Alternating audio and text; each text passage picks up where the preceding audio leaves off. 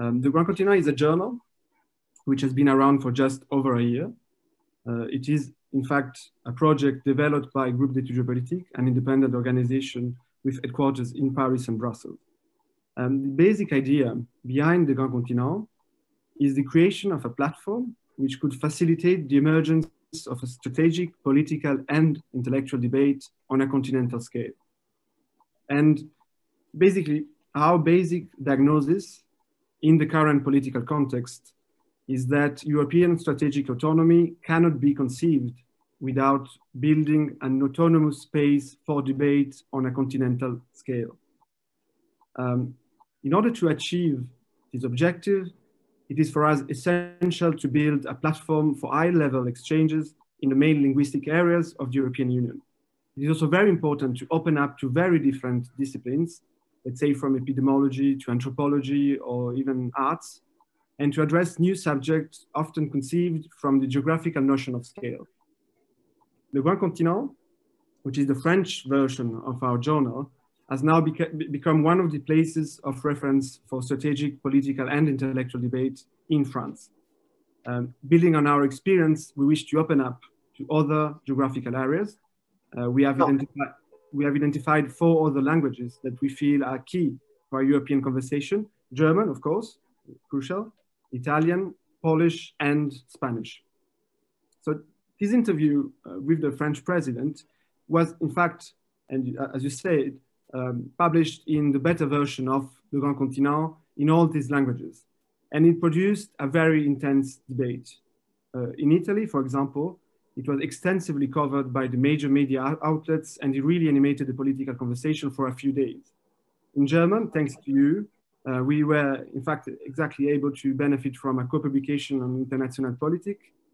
And of course, the dissemination in Germany was actually probably easier, given Macron's words against the German defense minister.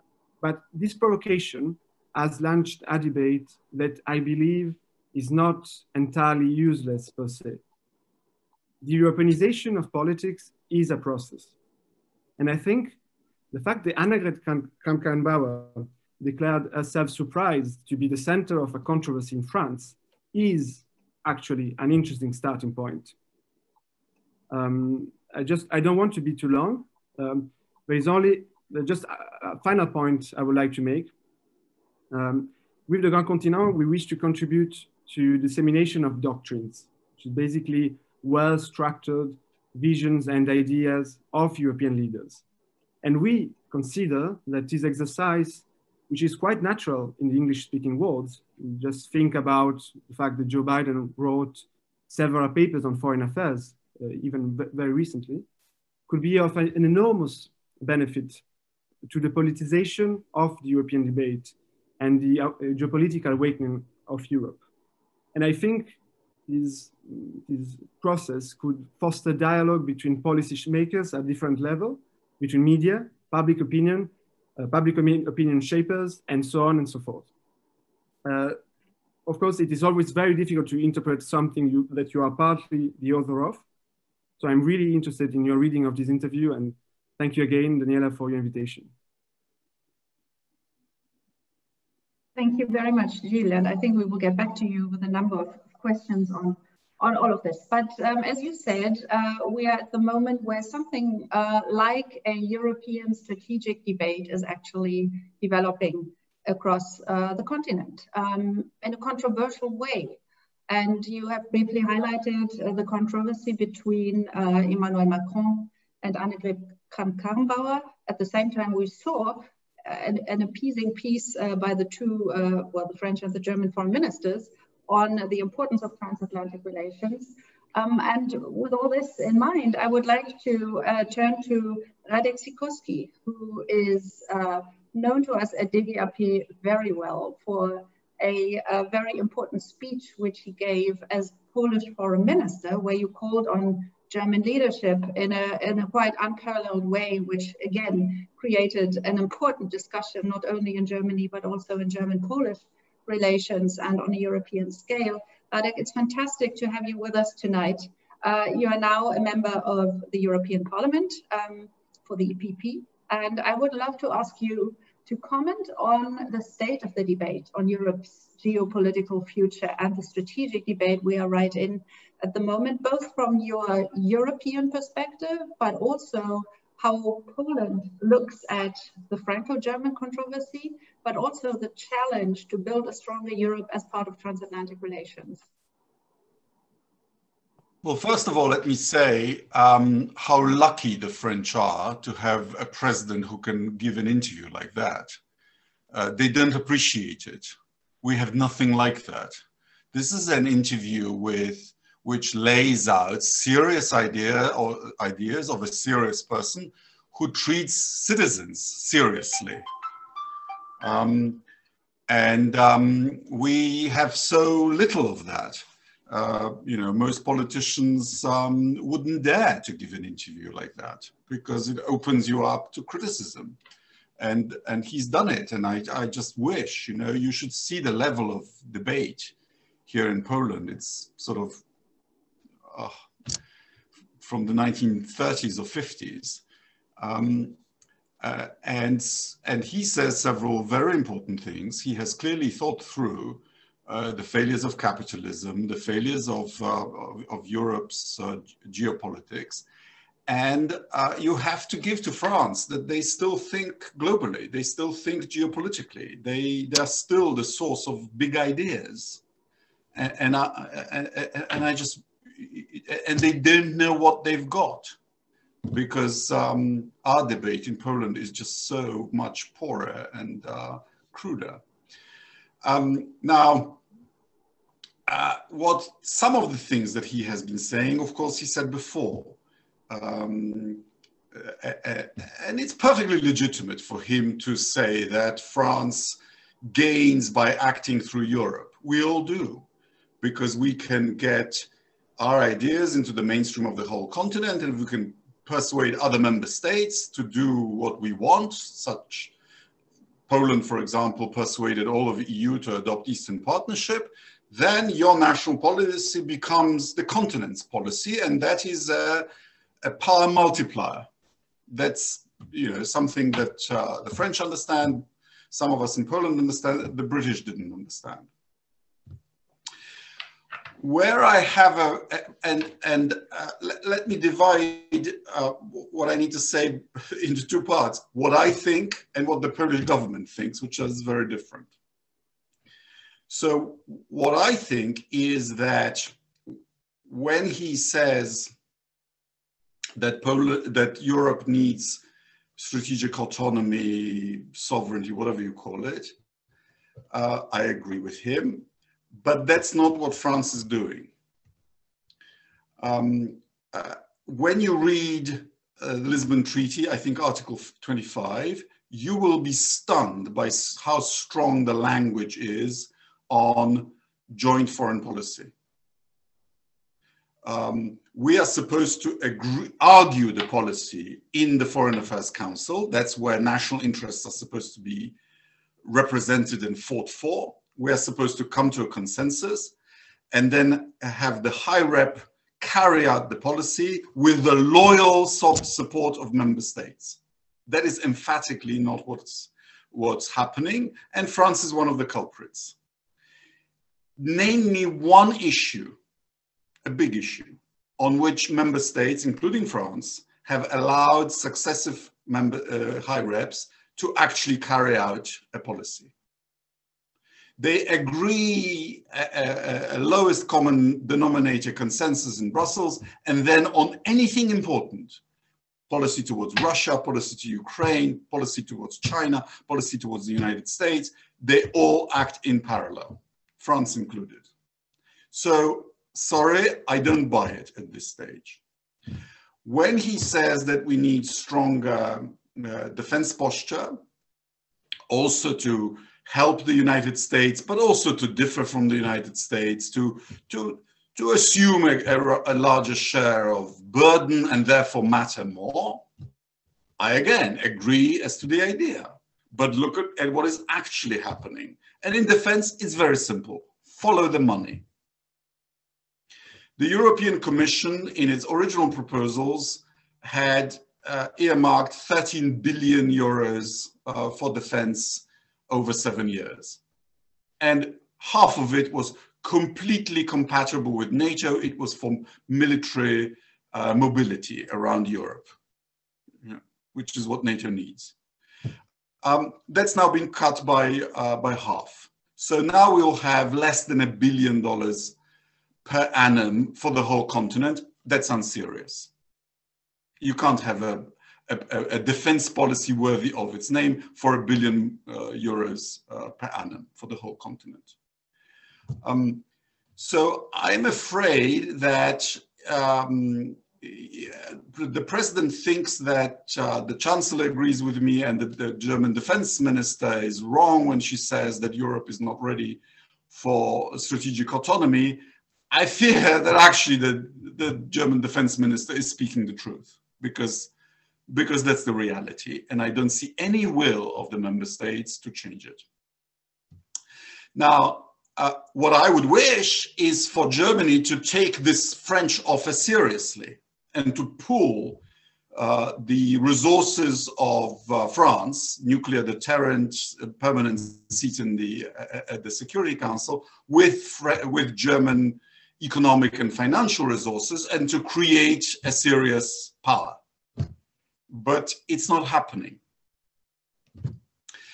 And the problem with Poland is that we have in my country, in charge now, a group of provincial, small-minded Europhobes who have just adopted attitudes and rhetoric that I remember vividly from Britain in the run-up to Brexit,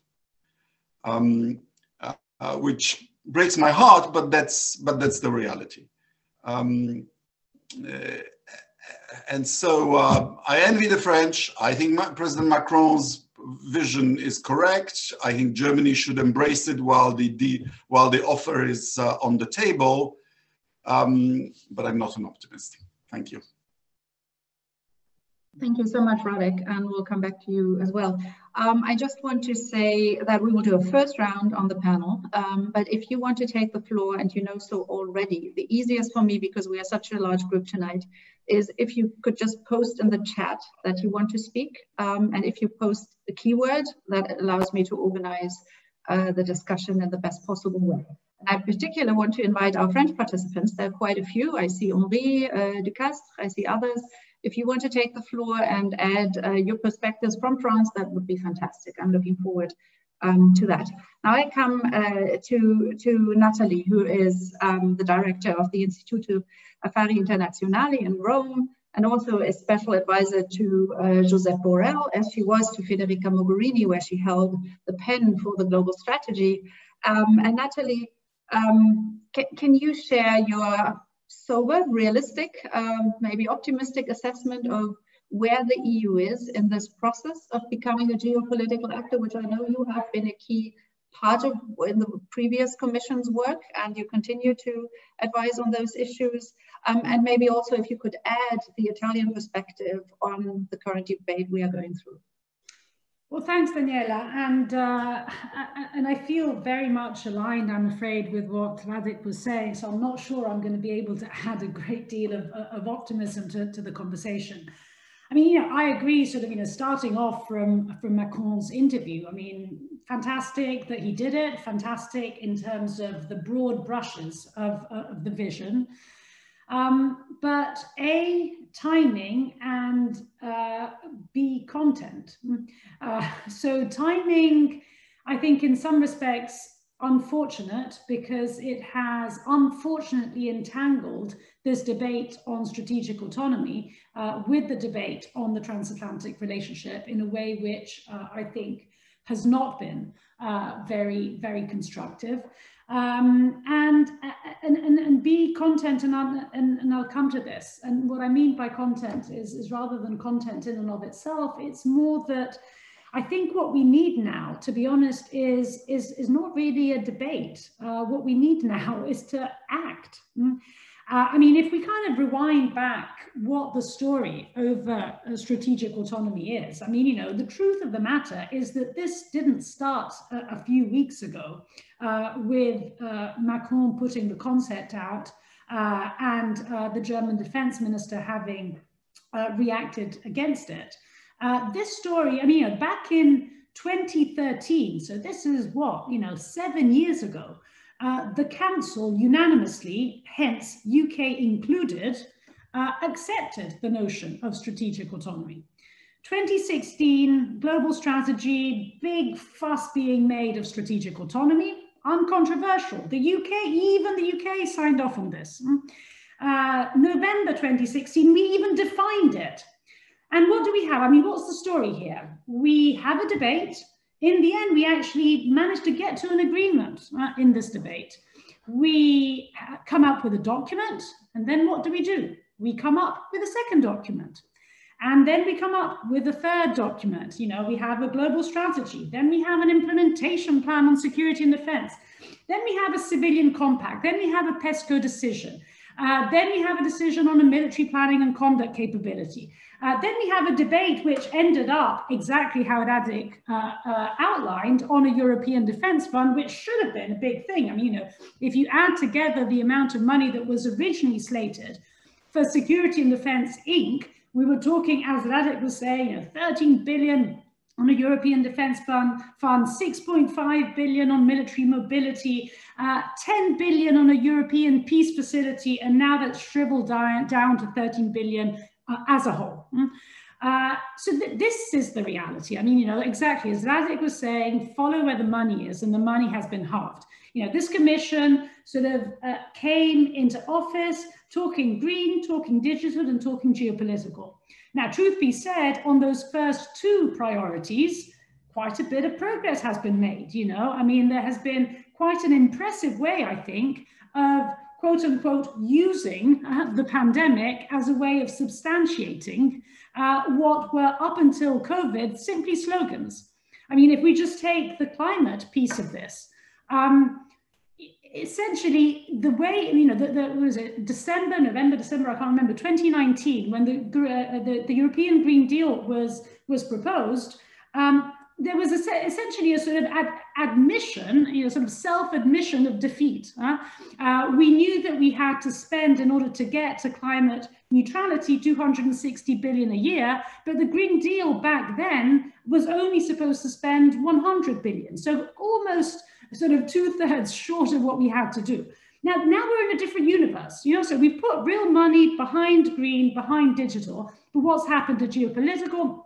It's shriveled away. And not only has it shriveled away in terms of the money, it's shriveled away in terms of the action. You know, where is it that we are actually in practice taking responsibility? And, you know, what you then hear people say is, well, but, you know, we first need to ensure that we have the instruments and we have the capabilities and we need to prepare for the next crisis. Hey guys, the crises are all around us. We don't need to wait for the new crisis. It's already here and we are not acting. And this is, you know, this is not Brussels. We are not collectively acting. It is about France, it is about Germany, it is about Italy, it is about Poland, it is about all of us together. We are not acting. And hey, what happens when we don't act? Others act for us, and those others are not the United States that will come, you know, a Biden administration and its white horse coming back to Europe and its surrounding regions to save us. It will not happen. We know who are acting. It's the Russians, it's the Turks, it's the Emiratis. This is the world that we are living in and that we will continue to live in. So I guess, and just to conclude there, great to, you know, as Radek was saying, you know, have a vision, have a discussion, but hey, let's stop simply talking about these things and let's just pick one thing. You know, it could be anything. It could be Libya, it could be Belarus, it could be literally anything, but let's actually demonstrate that we're serious when we talk strategic autonomy. Otherwise, we're simply going to lose credibility, not only vis-a-vis others, but also vis-a-vis our citizens. Thank you, Nathalie. I'll now move away from the EU and go to London. Robin Nblett is with us, Director and CEO of Chatham House. Robin, good evening. Thanks for joining us. Now, from a British perspective, of course, having the close military ties between Britain and France, how does this whole thing look at you? Europe's attempt to move towards geopolitical activeness, our efforts to shape up the field of defense, PESCO, the most recent achievement there is the third country agreement, which of course the UK can use if it so wants. How does all of this look to you, and how serious do you think the EU should take itself as a geopolitical actor? Well, thanks, Daniela. Great to be with you, all of you, and great to see Radek again and to be sharing a stage with him as well as with all of my other colleagues and you guys. I'm going to be a little bit kind of end of the year, end of the day-ish on this, and maybe start by saying something that may sound flippant, but maybe isn't, which is that this kind of conversation is the stuff that warms the hearts of the more Brexity-minded Brits. In other words, yet another debacle at the heart of Europe, with France ticking off Germany, or at least trying to point out some separation between the German defense minister and the German chancellor. I think Radek is right. There probably isn't that much difference between the two of them. Lots of cries about the importance of sovereignty, but frustration that it doesn't exist. To Nathalie's points, some sort of grandstanding by the French president in a way that actually doesn't help getting from concept to reality.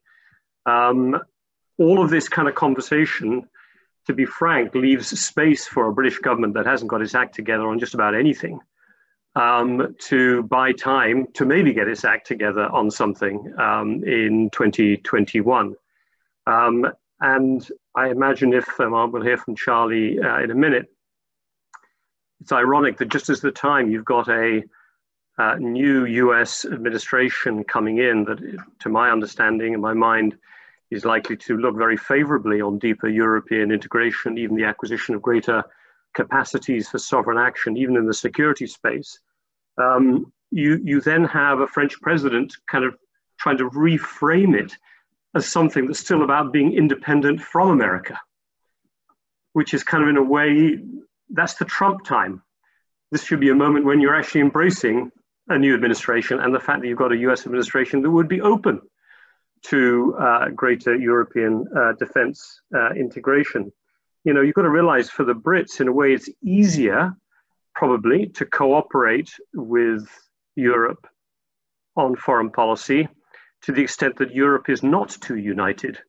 And therefore, I go back to my opening comment, actually this is not a problem for Britain as it leaves. It might be a problem for Europe, it might be a problem for the world, it might be a problem ultimately for all our security, but in a very narrow political sense, with a distracted British government, this is, I'll use a British double negative, it's not unhelpful. But let me make a couple of comments, if I may, just about the broader situation rather than how it plays. Because I think what I was struck by, having skimmed through, as you noted, Daniela's very long interview, is a few things. Apart from one little quote that I spotted earlier on that jumped out, it's very interesting to see the French president use the same term as the Chinese president of a community of destiny, communauté de destin, if I read it rightly in there at the beginning, when he was talking about the benefits of global cooperation. But set that aside, I had at least 7 things on which I think a British government would be nodding firmly towards the comments by the French president. The emphasis on the need for global cooperation at a time of big global challenges. The need to avoid a duopoly in the world in which Europe sits as a spare third wheel.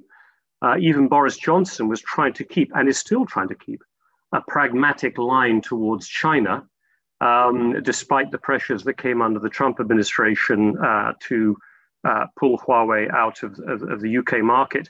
And if you look at the efforts the British government is still making today to make sure China is fully embedded in the climate negotiations coming up to COP26, something that the president called out in his interview, you'd get a lot of support in London for that standpoint. You'd get a lot of support, third, for the emphasis on values and democracy. Now, you know, I can critique some of the steps this British government has taken as firmly on internal market bill or all sorts of other things that have taken place that might call into question its commitment. But nonetheless, I think in the long arc of this history, the British government will be committed to democratic governance, to protecting the universal values of the UN and the protection of the individual, which is something that Macron very much put at the heart of his agenda. And I think with the G7 British presidency coming up, they'll be cheering in London for that. We share the same view of the risks of inequality. You know, Boris Johnson was elected on levelling up the north of England. Don't forget Africa, fifth point. The UK is making a big play, or has been, even despite its pullback of some of its foreign aid money for the next year or two, but it'll still be heavily committed in Africa. Taking on big tech, the UK is with France on that. You know, is the US overbearing, and do we need a bit more sovereignty to deal with it? The UK has been side by side with France and Germany on the JCPOA. I mean, you know, the huge amount of this agenda is also a British agenda. I think what will be worrying, as always, from London are a couple of things.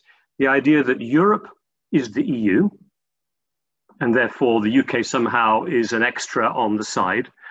And that, and I think it was mentioned right at the beginning, that Europe is a continent, therefore it's a continental project, continental values.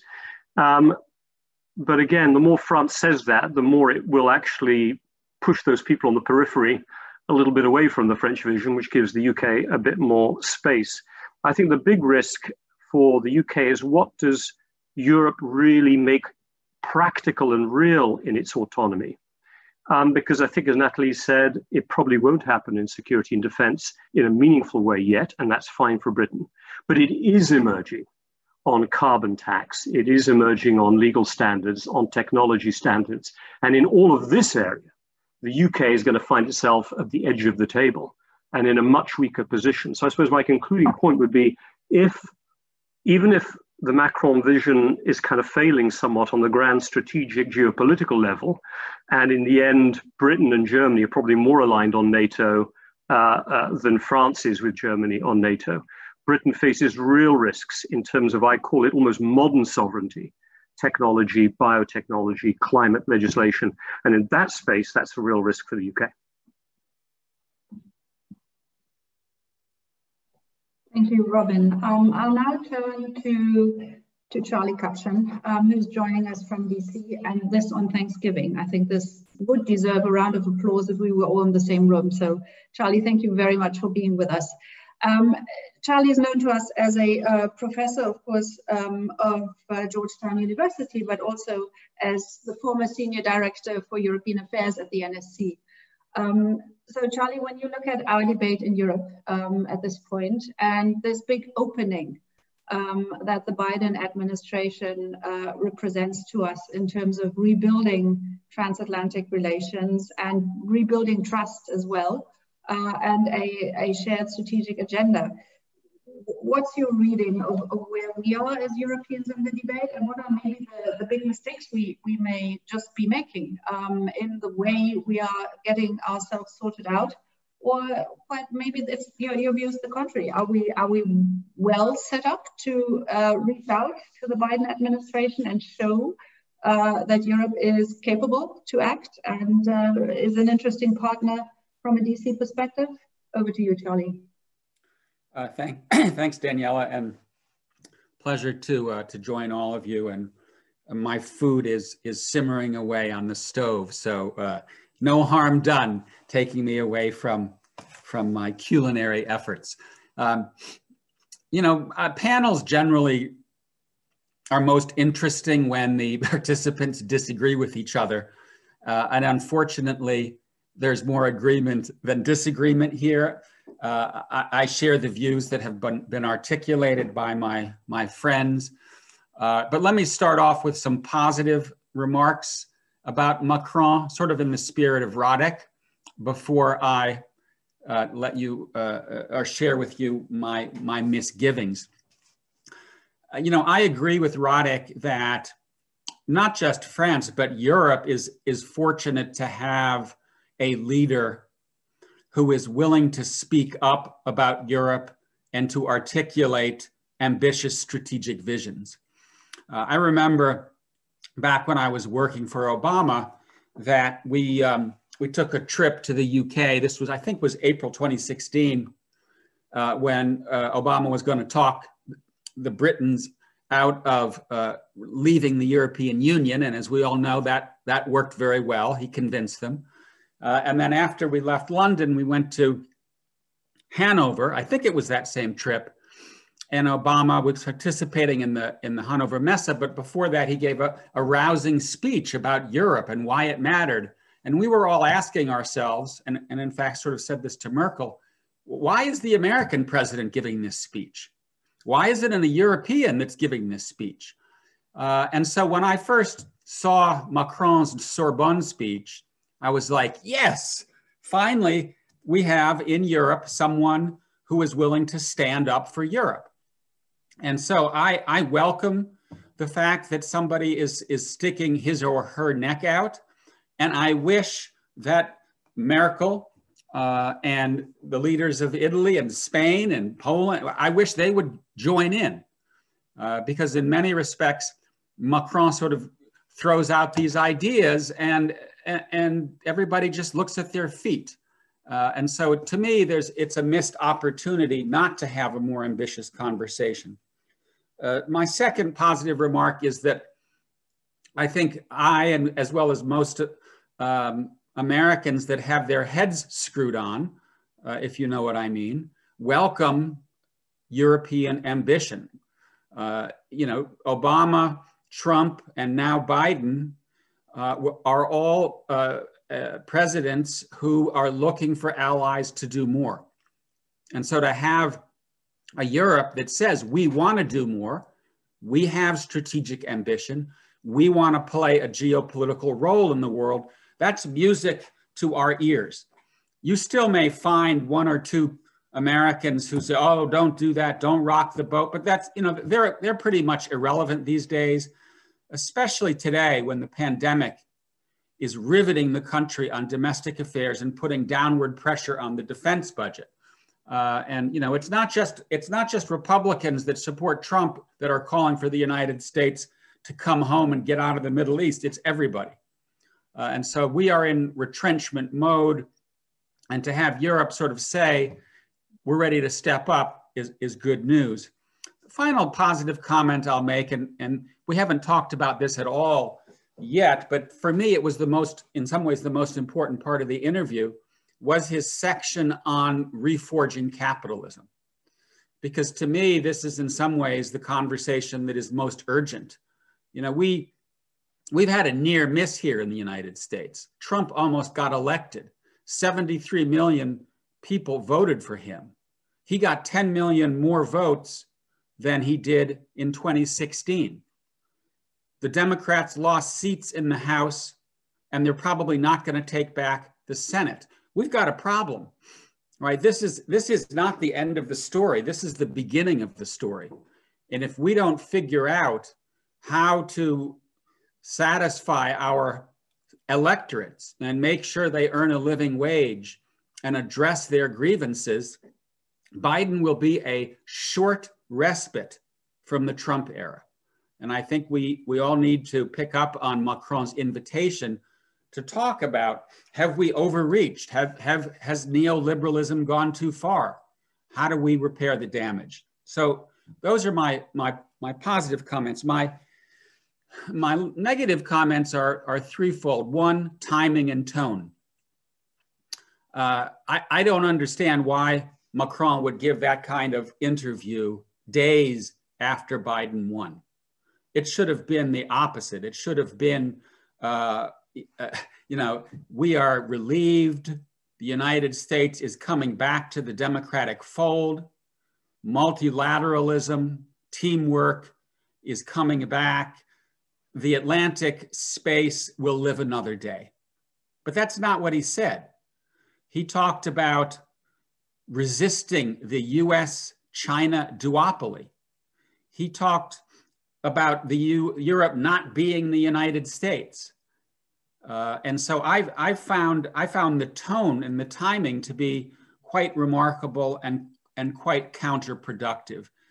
Maybe if Trump had won, that would have been a good interview, because he could have said, Trump won, he's been reconfirmed, and he's going to pull out of NATO, so we have no choice but to get ready to stand on our own 2 feet. That's not what happened. You have in Biden and Tony Blinken and Jake Sullivan, Atlanticists, Europeanists, multilateralists. It's not going to be easy here. We still are a divided, messed up, screwed up country, but the US is coming back to its traditional role in Europe. My second observation is, again, to reinforce what my colleagues have said, there was an unreality to the interview. Where's the money? Where is the force structure? Where is the progress that he's talking about? You know, the French have been very active in Africa, in my mind, in a positive way, with the possible exception of Libya. But they still rely on American intelligence. They still rely on American lift. They still rely on American logistics. This is an alliance that rests upon teamwork and that is still fundamentally predicated upon an American military presence and role in Europe. And it will stay that way for the foreseeable future, despite all the talk about strategic autonomy and, you know, framework nation and PESCO, whatever acronym you want to use. I have yet to see the sign that Europe is turning the corner. I like the progress. I like the debate. We're not there yet. My final comment is, and maybe I'll ask this as a question to our French participants. Why did he do this? To me, I can understand it only as I read it as a kind of taking Gaullism, which doesn't work anymore for France, and lifting it up to the European level as a political gambit as he looks forward to re-election. I don't know how else to understand the stance that he took, but this is a moment when we need realism, we need modesty, we need strategic ambition that is in line with what we can actually deliver. This is a moment of, in my mind, consolidation and repair, not for bombastic overreach.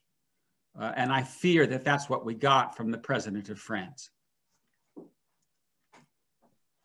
Thank you so much, Charlie, both for your realism on US politics and what to expect beyond the 4 years, maybe, that we have now, but also on calling on our French participants to help us understand what drives the French president. I'll come to two of them in a moment.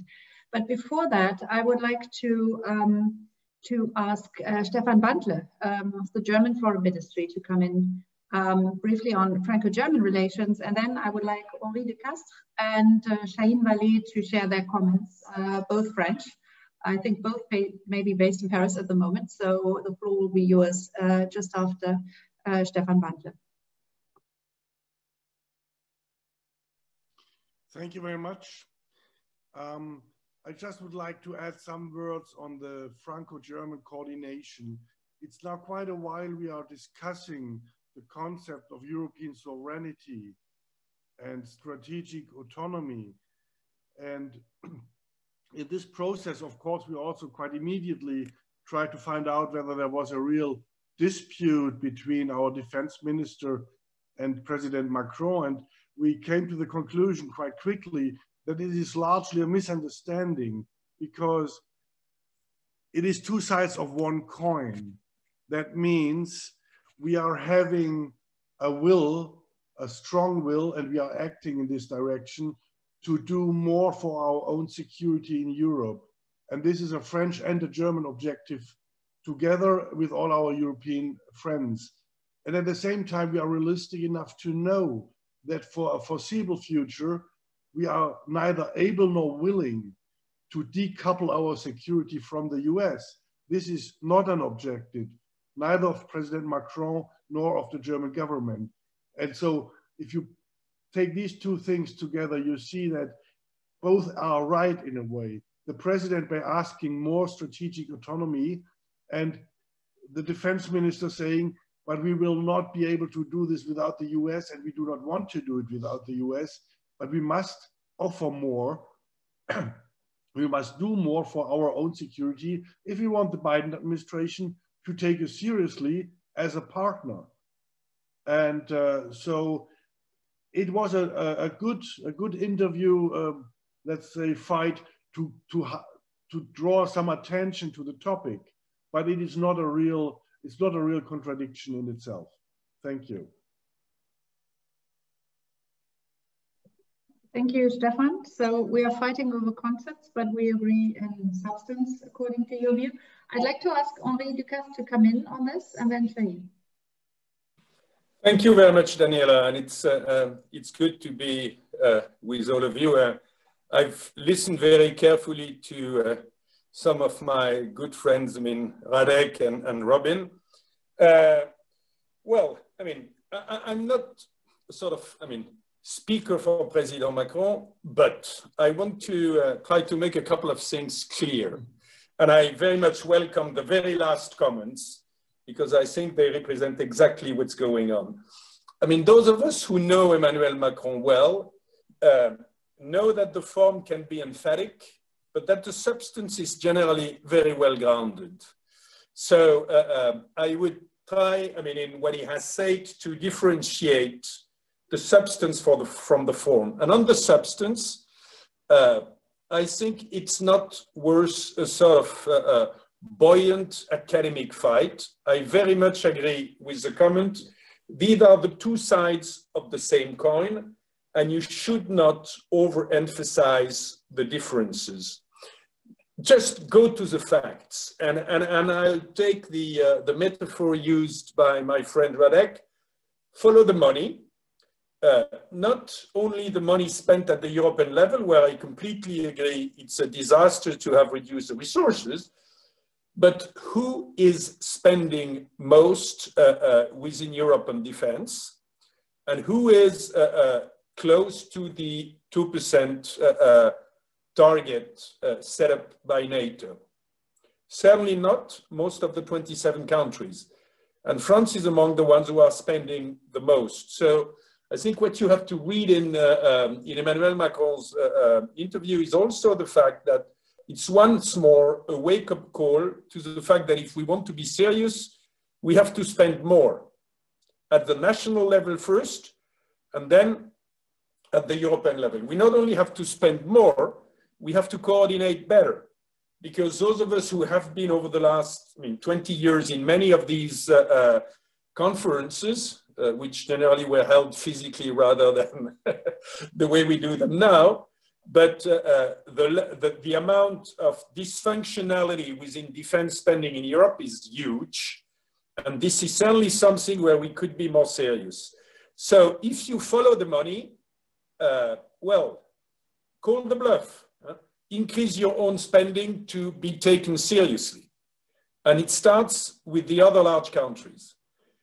If you look then at the operational capabilities of the forces, I think it's not an insult to the other European members to say that France, of course, with the need of having some US support in Africa and elsewhere, but France today is the only country in continental Europe able to significantly project forces. And even if you include the UK, I think Robin will easily recognize with me that the capabilities of the UK forces are, I wouldn't say exhausted, but are very much constrained. And it's probably one of the reasons for which the Prime Minister has luckily decided to spend significantly more now. So if you, it's easy to criticize Macron, but where are your operational capabilities before even speaking about increasing the common European spending? I think the second big takeout for me of the Macron interview, and there are points which have been mentioned by Charlie, which I agree with, and some points where I disagree, he was not doing that for internal political reasons. He knows too well, even if he's not a lifelong politician, that foreign policy has never been something deciding the fate of an internal election. And by the way, the election is now still 2 years away, so it would be way too early if it even had an effect. He did it because he truly believes that this is a very important point in time. And I think that the point he wants to subconsciously make is that the Europeans should not fool themselves. Yes, we are all relieved, or most of us are relieved to see a Biden administration coming in. Yes, it's good to see some familiar faces, which have been friendly faces over the years, but this is not going to change the fundamental trends in history. Most of the world's history is now going to take place in Asia. The US is, believe it or not, going to keep pivoting towards Asia. And Europe is not the only concern, as it was probably more in the years of the Cold War. So we should recognize that even if we are going to have a more friendly Biden administration, Europe is not going to be the priority number one. And we will have some issues where the US will not be willing to engage as much as they would have done 20, 30, 40 years ago. We just have to wake up to that. The last point I want to make is, once more, do not try to antagonize or to create an antagonism where there is no antagonist. I think it's a great opportunity to take up the debate and come back with some very concrete proposals. It's easy to criticize the first person putting something on the table, but we have a common fate. Macron is way too bright and clever to think that we will be in a position to decide on major issues, without defense issues, without the support of the US for a significant amount of time. The US is not our enemy, it's an ally, but we are not vassals. We want to have a seat at the table. For that, we need to behave as grown-ups. I think at the end of the day, that's the substance of the, I would say, of what he's saying. And if we have to behave like grown-ups, we have to spend more, we have to coordinate better, and we have to express our voice, which is not necessarily going to be 100% aligned on the US, but which is, in most of the cases, going to be pretty well aligned. I've been too long, and I stop there. But really, I think it's a wake-up call for us to get rid of our sort of shopkeeper's attitude, trying to count the pennies in a corner without taking the big view. Thank you very much, Henri. And the wake-up call has some similarity to Macron's Economist interview just ahead of the NATO summit, where he also polarized but advanced the debate on some issues. Shahin, the floor is yours now. Thank you, Daniela. I'll be very brief because I think Henri has brushed a very good portrayal of the Macron interview from a French perspective. I'll try to answer Charlie's question more precisely. Why did he do that and why now? I think we have to appreciate how much Trump was actually an extraordinary opportunity for France and for Macron personally. He was able to occupy the space of, even though I don't like this expression, the leader of the free world, because Merkel was, as is normally the case, fairly withdrawn, and because Trump was, withdrawing by itself the US from the international stage. So what Macron needed to correct very quickly was the impression that with a new administration coming in and with a new president, we would return to the status quo ante. He needs to be able to say, and I think he's right in many respects, that yes, there are big changes coming with the Biden administration, but as Henri says, the big trend of history, the withdrawal of the US from Europe, is here to stay. So I think that was very important for him to say, because he was able to build a lot of international successes and a lot of European successes on the back of actually Trump. So I think that, to me, that's the big reason why it tends to minimize, and I understand why in Germany and in the US people may have been upset by that, but I think that's why it tends to minimize the importance of the Biden election. Where I think there is a weakness in Macron's argument, and this, I may disagree a little bit with Henri on this, where I think there is a weakness is that he has really portrayed a goalist foreign policy that would take European cloth. What he's basically saying, and he used this very interesting French word, he said, you know, we are going to deploy our foreign policy par le truchement de l'Europe, you know, by basically using Europe as a leverage. He's not talking about designing a European foreign policy or a European defense policy. He's basically talking about exporting the French foreign and defense policy to the European level and using the resources that are made available by scale at the European level. I think this is a fundamental weakness of the way France and Macron in particular see the birth of a European defense and foreign policy. It cannot be that a European defense and foreign policy is just a French policy deployed at the continental scale. It has to be a different defense and foreign policy, and that the French have not given signs yet that they are prepared to accept. I think this is the big weakness of the Macron interview. You know, the answer, the question I have for him would be, what is there for Europe in this proposal? What is there for Germany? What is there for Italy in this proposal, other than serving French interest on the continental scale? And I think he has not offered a good answer to that question. Thanks, Shahin. I saw Robin commenting in the chat, Nathalie nodding. So I will briefly ask my panelists whether you want to come in at this point, whether there are any sort of short, brief remarks, and then I will come to General Wittmann for a comment on strategic autonomy.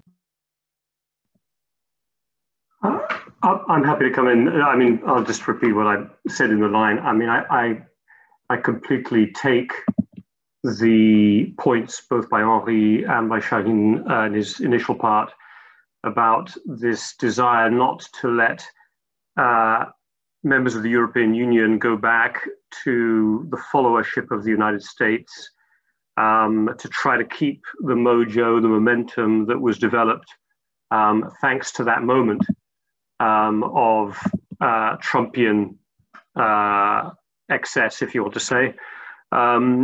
But again, looking at it maybe from across the channel, what stands out at the moment is the appearance of division in European foreign policy and some of the biggest challenges it faces right now. And notwithstanding the comments made that, you know, there's not that much separation between France and Germany on how we think about the importance of NATO or the US value to the transatlantic, sorry, to European security. There does seem to be real divergence about literally what is the substance of European foreign policy? What is the substance of European foreign policy towards the Eastern Mediterranean? What is the substance of European foreign policy to Russia? For that matter, what will be the substance of European foreign policy towards China? And it's that divergence that makes this kind of seizing this moment to stand up and say, hey, Europeans, don't forget, we need to keep our eye on the long prize. We need a stronger European voice. America will eventually, inevitably pivot more in its attention towards Asia, as Henri correctly said. But in that case, it's not just the money, to the points that Radek and Charlie made. It's also literally the policy, which seems to be lacking. And right now, everything I hear, and meetings like these in other places, is that Europe's as divided as it's been for a long time. And France tends to be at the heart of that divide because it actually has different viewpoints on what to do about Libya or what to do with the Eastern Mediterranean. So yeah, the substance is the problem, not the intent, in my opinion. Well, I mean, if I may, Daniela, I mean, I think what Robin just said and Shahin's points were kind of real music to my ears. I mean, you know, I think this is where the real rub is. I mean, when it comes to a number of these issues, you know, Russia, Armenia, Azerbaijan, East Med, Libya, in what way has France helped to consolidate a European consensus rather than exacerbate a European divide? I cannot see one case of recent conflicts and crises in which this has been the case, which is really what ultimately fuels the skepticism about the European intent behind Macron's vision. So that's one point. The second brief point that I wanted to make was in response to some of the points that Stefan was making, which is the fact that actually I agree. I think that deep down, when it comes to strategic autonomy, there isn't a disagreement. And the only reason why there is an appearance of a disagreement is because there is no action. You know, if we could actually sort of trickle down this debate into something concrete, into something real, into something that's actually happening, then we would probably realize that not only do we as Europeans not fundamentally disagree, but we probably wouldn't fundamentally disagree with the United States. And the point is that it's a debate that has become polarized and ideologized, I'm not quite sure how to say this, precisely because it's been deprived of any empirical sort of backing. Thank you, Nathalie. Radek, I'd like to turn to you. I think there was an echo of what you initially said on France in some of the recent remarks, but also this very clear call by a number of speakers now in the past 45 minutes. Let's be more concrete. Let's not get lost in concepts. Let's go ahead. Let's fight out those, those differences of perspectives on key foreign policy issues. Let's get moving. From your perspective, both obviously as a former national foreign minister, but now also as a very engaged member of the European Parliament, how and what can we achieve?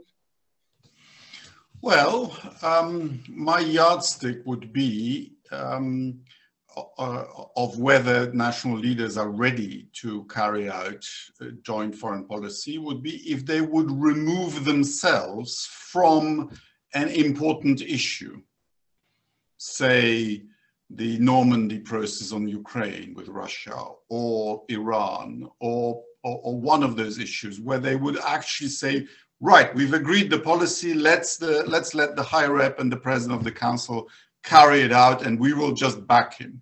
Or we will be delegated the way Cathy Ashton did it when he feels that's helpful.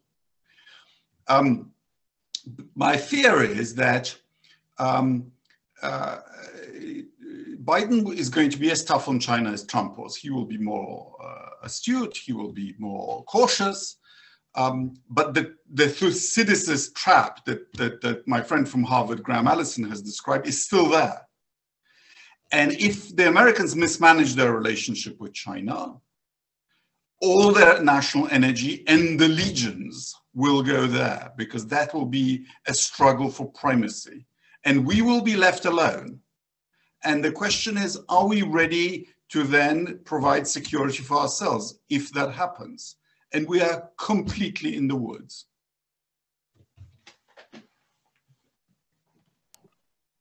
Thank you, Radek. Now, General Wittmann, you've been patient for a while. Please come in now. Yes, good evening. Thank you. I understand that European autonomy in the French perspective is much broader than security policy.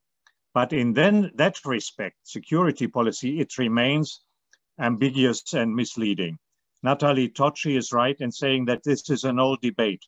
I've witnessed it in NATO for many years, and there the French always gave it the connotation of emancipation from America.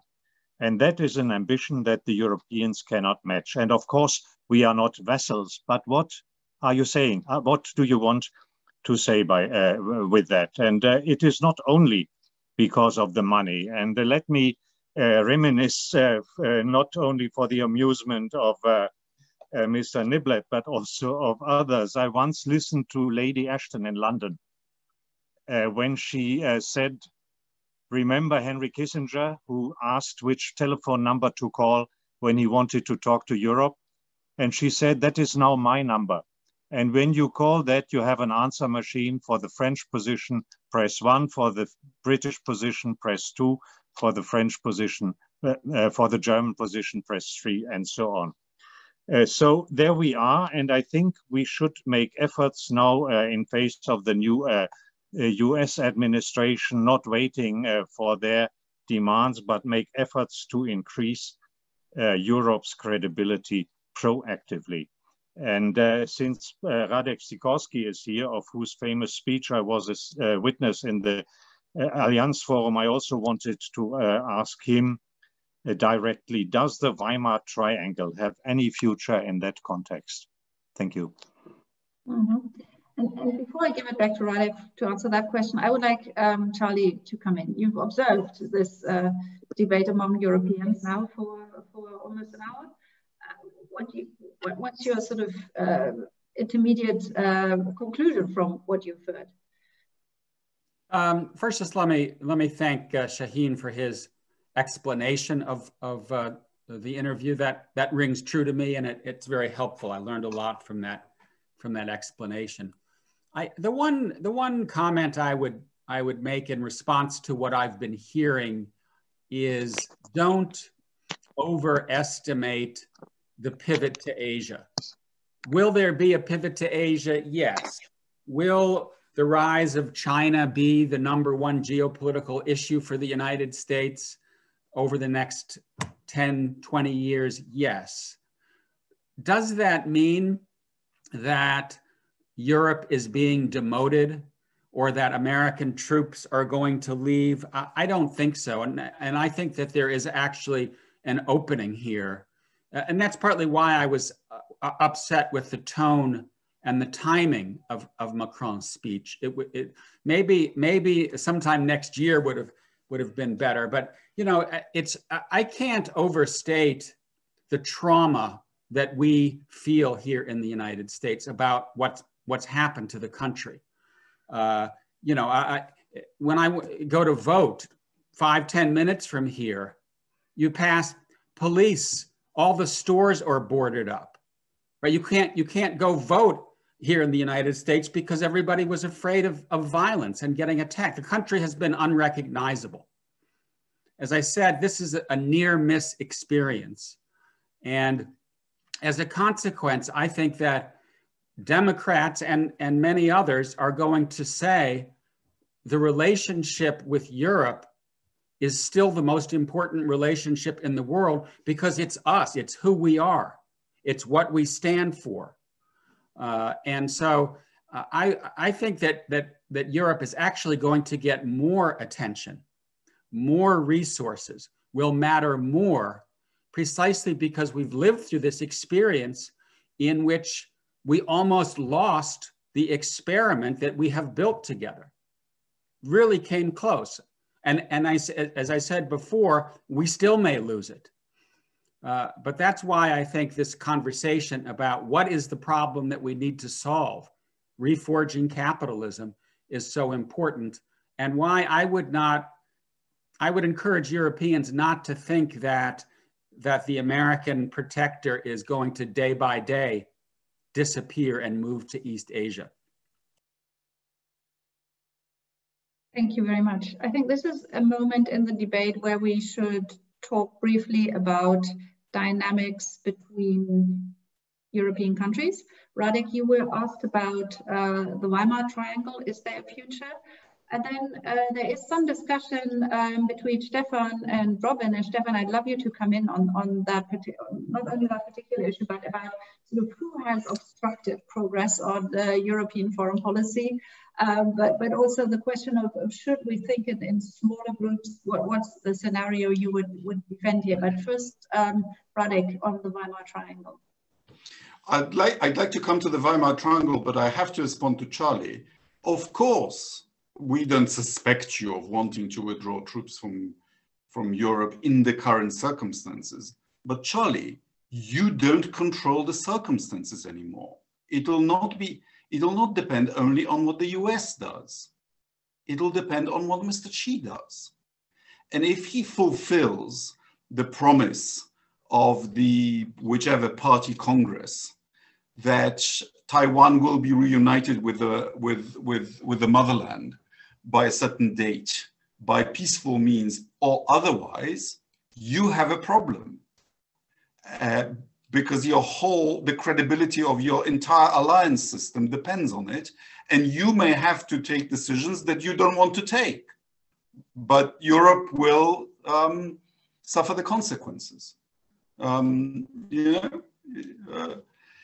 on the Weimar Triangle, I saw it as Poland's privileged access to the most important decision-making and idea-making group in the European Union. But as I told you before, we are now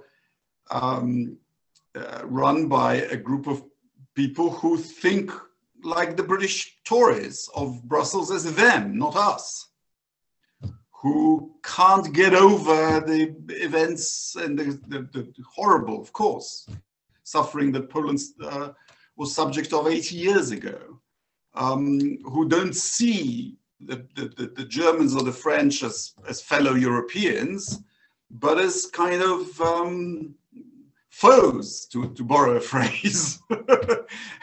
And of course, it's difficult to have a Weimar Triangle with people who don't identify with the project. So I'm afraid you'll have to wait for a change of government. Thanks, Radek. So, Stefan Bantle, maybe would you want to come in on both the debate that you are having with Robin on who is obstructing whom, but also whether we should, given all the complications and the incapacity, the obvious incapacity of the European Union member states to agree on foreign policy priorities and substance when it comes to the key crises around us and the issues we have to solve. You know, what would your vision be, how we should manage this situation? Is it going in smaller groups, or what would you suggest? I know the German EU presidency at some point was thinking about helping introduce qualified majority voting. We all know that this is a very, very long shot, but over to you on this one. Thank you very much. Before that, I would like to add some words on the Weimar Triangle. At least we had a triangle of the foreign ministers a few days ago, or 2 weeks, I think, ago. And we see the Weimar Triangle as a forum, a format to find common ground with our two main neighbors to the east and the west, thus representing also different tendencies within the European Union. And it can be successful, the Weimar Triangle, in identifying such a common ground.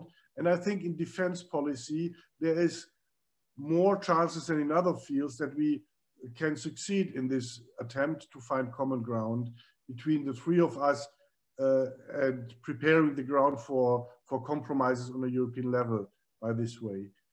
For my debate with Robin, I would say he's right, certainly. But at the same time, it is obvious that the UK blocked a lot of projects or processes to have a more coherent foreign policy and security policy within the European Union over decades. There's other people in this round with much more experience than I have, but I think this is obvious. And at the same time, I would like to highlight how we managed to have a common stand towards Russia over the last years within the European Union. And a common stand also towards China is evolving. And similar to Turkey, it is not perfect, but I think there is a real progress in positioning the EU and all its member states on a common line when it comes to these challenges or these challenging actors. So I'd say that the glass is more half full than half empty.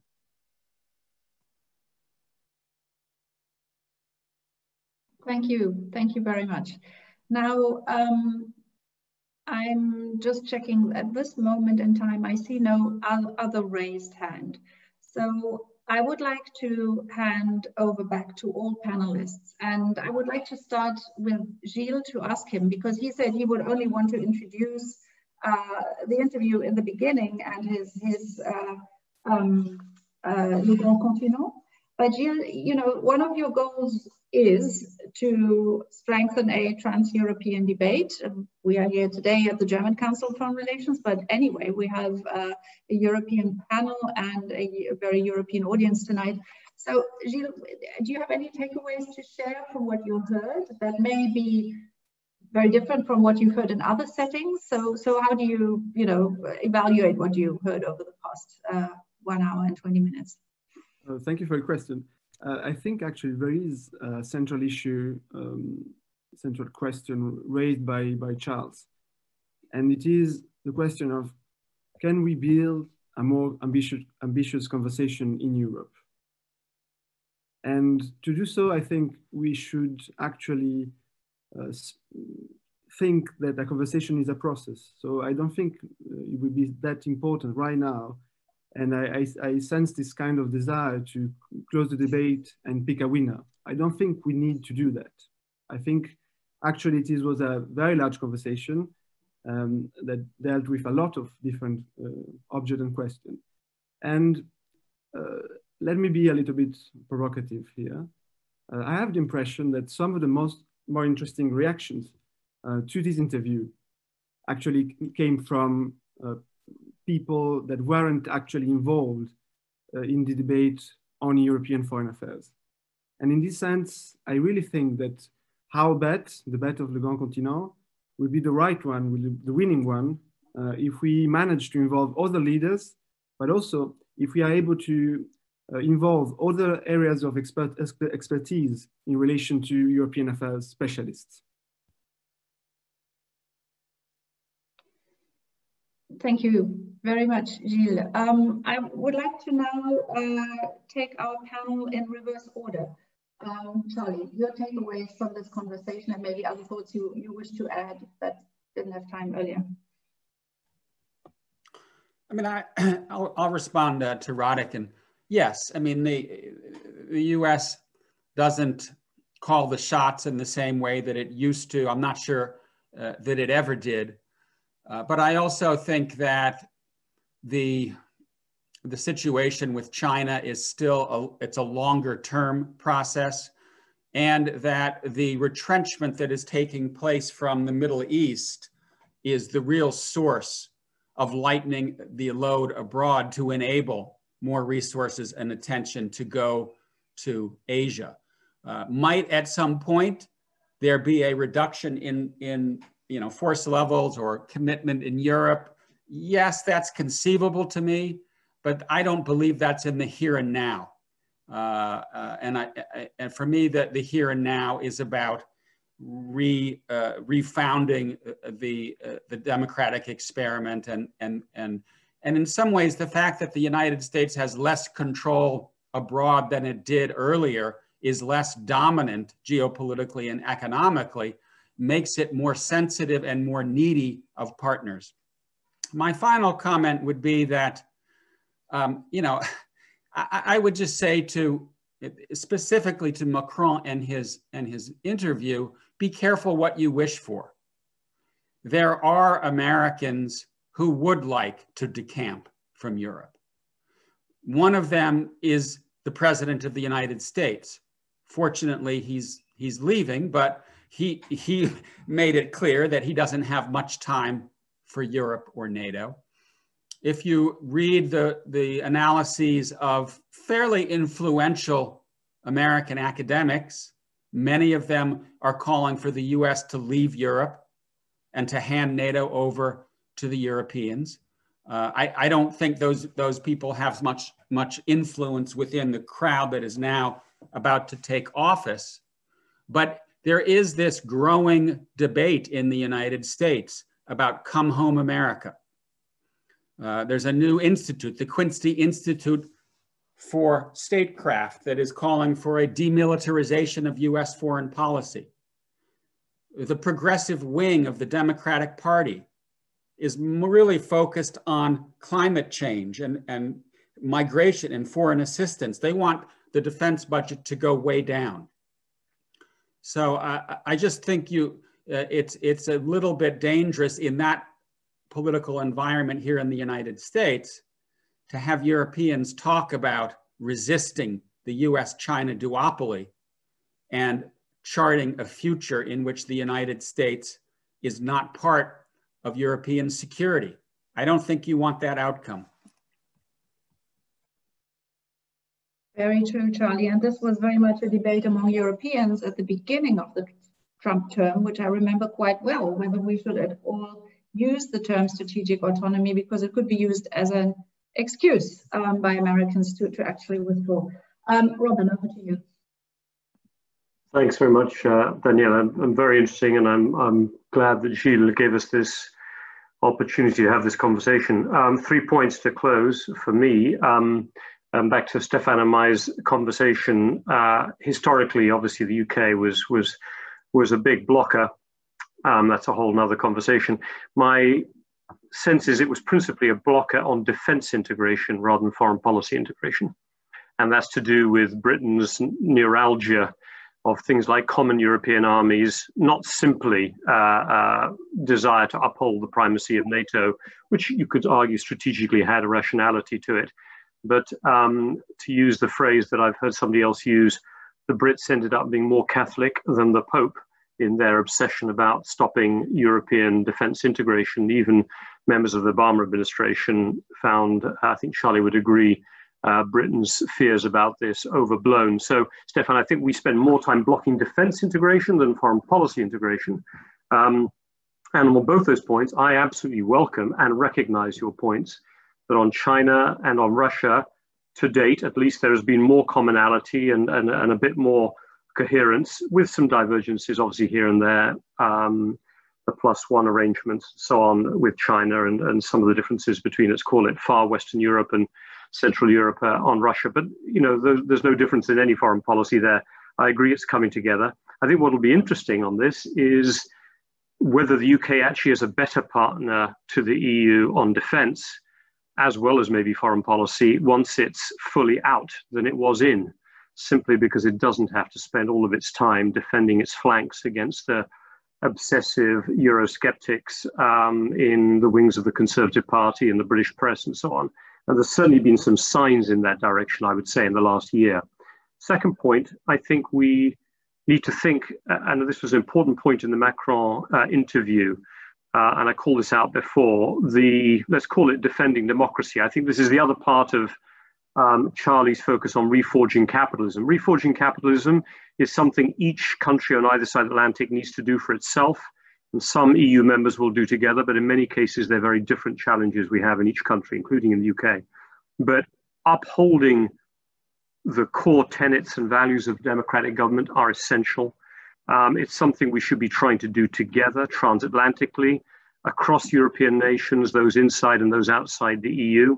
And if there was ever a time to be doing it, and there are opportunities with the Biden administration, let's look at that moment of opportunity, which is less obsessive about definitions of European sovereignty and more about what unites us across the Atlantic. Because I agree with Charlie, there's a real opportunity actually for the transatlantic relationship to be stronger at this moment of continued Chinese rising strength than the opposite.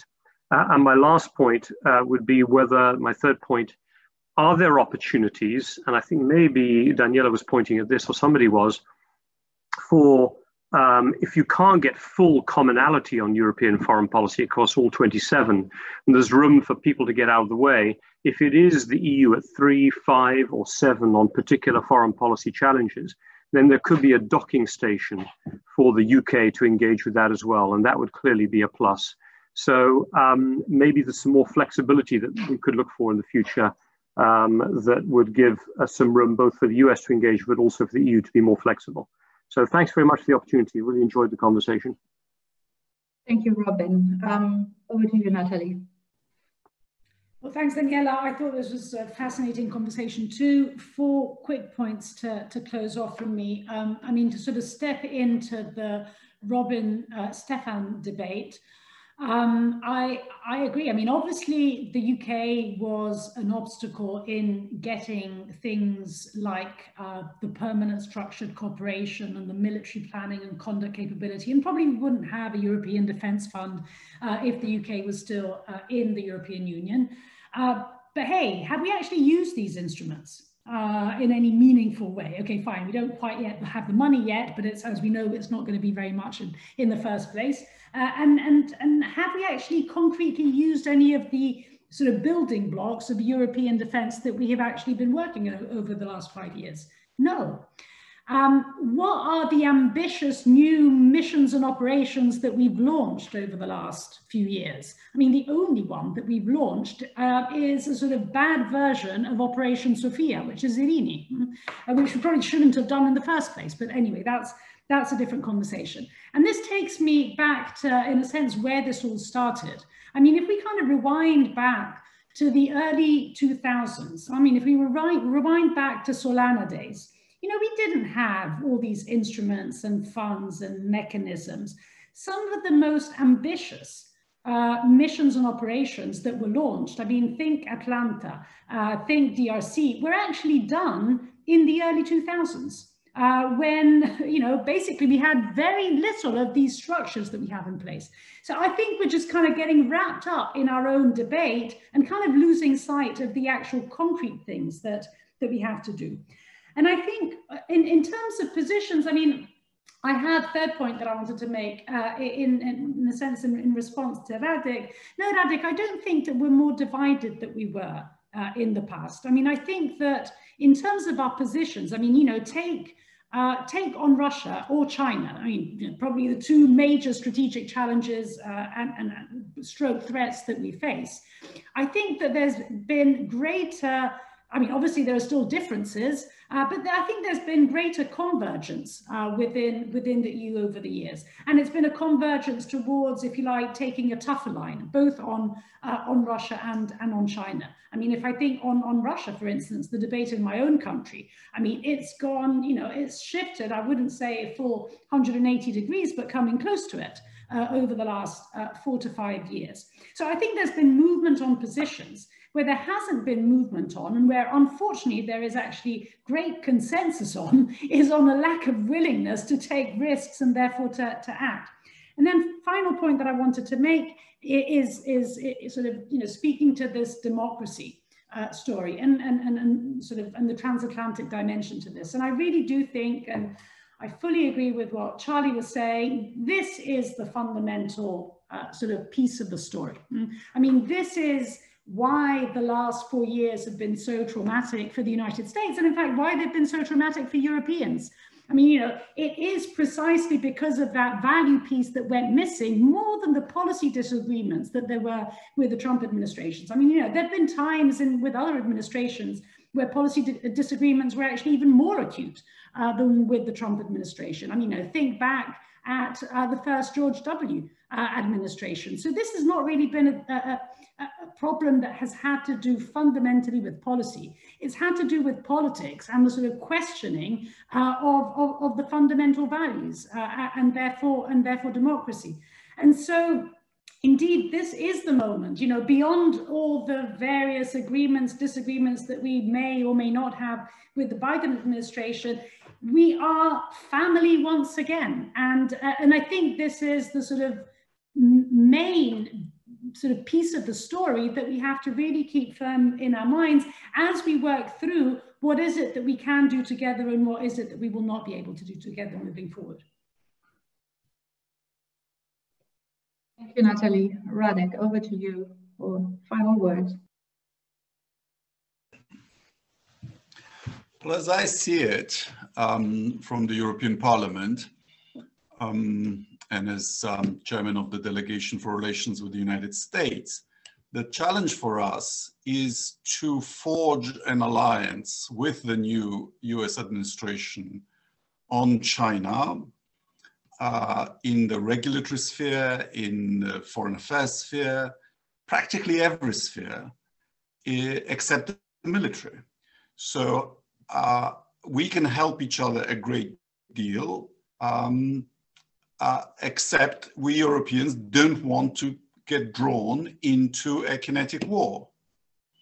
And how to manage that will not be easy. And on European defense, given that the money is limited, let me set the following test.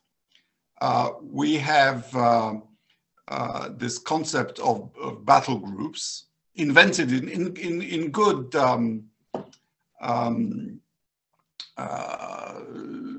it was a good idea by the British, but they've never been used because they are composed of national battalions. I think we should have a battle group that is drawn from volunteers from member states. And it should be financed not by member states, but by the European budget, defense budget. And it should answer to the Foreign Affairs Council. And I think we had such a unit and we used it, say, to stabilize if a port gets taken over by people smugglers in Libya, then we would become players. Then the US would see us as relieving them of some of the burdens. And we would prove to our citizens that we can do stuff. We would start growing something that is practically useful. And only then will I be convinced that, that our member states are beginning to fulfill the treaty.